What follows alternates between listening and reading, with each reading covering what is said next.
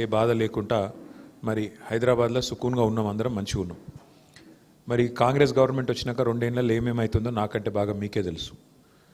తెలుగులో ఒక సామెత ఉంటుంది, కాకులను కొట్టి గద్దలకు పెట్టుడు అని. అంటే పేదవాళ్ళను కొట్టి పెద్దోళ్ళకు పెట్టుడు. అట్లున్నది వీళ్ళ కథ.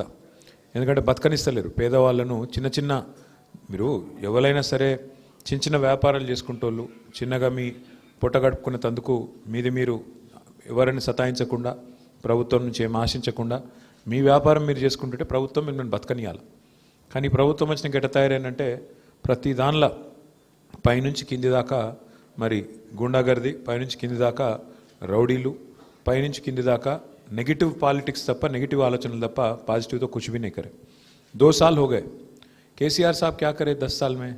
केसीआर अगर हो सका तो अच्छा करने की कोशिश करे, गरीबों की मदद करने की कोशिश करे, गरीबों को प्लाटा दिलाए. जियो नंबर 58-59 के अंदर 1,50,000 लोगों को प्लाट दिए. जियो बाद में वो भी बस नहीं हुआ तो 1 लाख डबल बेडरूम घर बना के आपके जुबली हिल्स में भी 3,500 घरा दिए केसीआर साहब. वो काम करने की कोशिश करे. అంటే మీకు చేయగలిగితే మంచి చేసినాం తప్ప నష్టం చేయలేదు. కానీ ఈరోజు ఈ గవర్నమెంట్ వచ్చినాక మీరే కాదు అందరు బాధితులే. మీ అందరికి నేను ఒకటే గుర్తు చేస్తున్నా, మర్చిపోకండి మీరు. ఇవాళ ఈ గవర్నమెంట్ వచ్చి 2 ఏళ్ళు అయిపోయింది. ఇచ్చిన ఏ మాట నిలబెట్టుకోలే. 4,000 పెన్షన్ ఇవ్వలే, మహిళలకు 2,500 అన్నారు, అది లేదు. తులం బంగారం అన్నారు, స్కూటీలు అన్నారు, అది వికలాంగులు అయితే 6,000 పెన్షన్లు అన్నారు.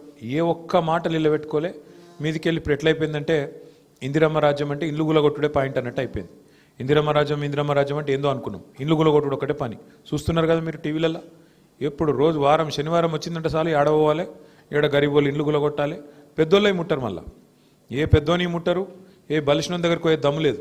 పేదవాళ్ళు గరీబ్ గాళ్ళు అయితే మాత్రం 60 గజాలు 40 గజాలు 30 గజాల ఏమన్నా కట్టుకుంటే వాటి మీద నీకు ఈ కాగితం లేదు ఆ కాగితం లేదని గుంజుకపోవడు, గుద్దుడు, మొత్తం ఇల్లు గులగొట్టుడు. పిల్లగాళ్ళని ఆఖరికి అందులోకెళ్ళి వాటర్ బాటిల్ కూడా బ్యాగ్ కూడా తీసుకొని ఇవ్వకుండా స్కూల్కి పోయే పిల్లలు ఉంటే వాళ్ళను మెడల్ పట్టి నూకి పారేస్తున్నారు. ఇటువంటి గవర్నమెంట్ కాట మళ్ళీ ఓట్లే అన్నట్టు.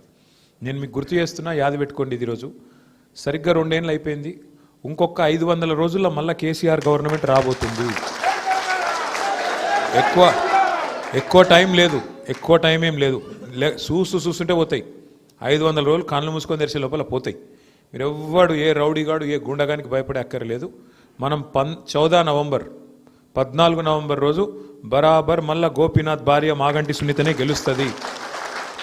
ఎందుకు చెప్తున్నా ఈ మాట అంటే ఉత్తగానే చెప్తలేను. పేదవాడితో పెట్టుకున్న ఏ ప్రభుత్వం ఇదివరకు గెలవలే. గరీబుల్లో కడుపు కొట్టిన ఏ ప్రభుత్వం గెలవలే.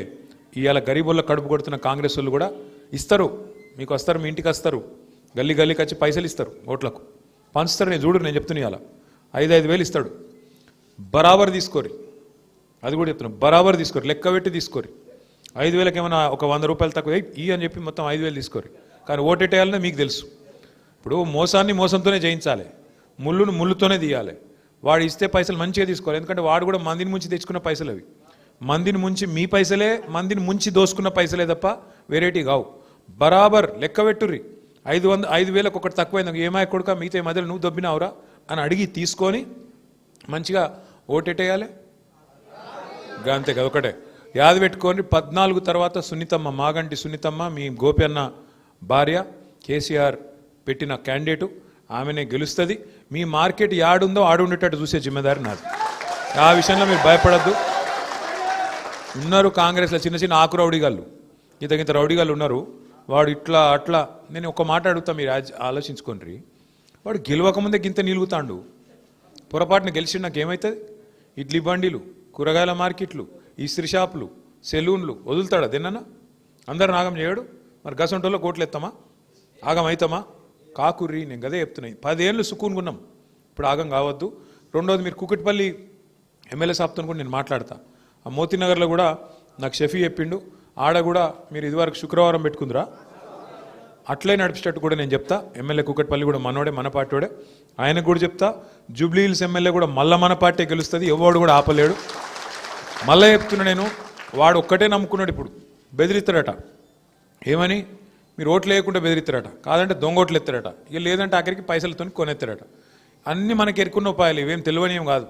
వానికి ఎంత తెలివి ఉందో మనకు అంతకంటే ఎక్కువ తెలివి ఉంది.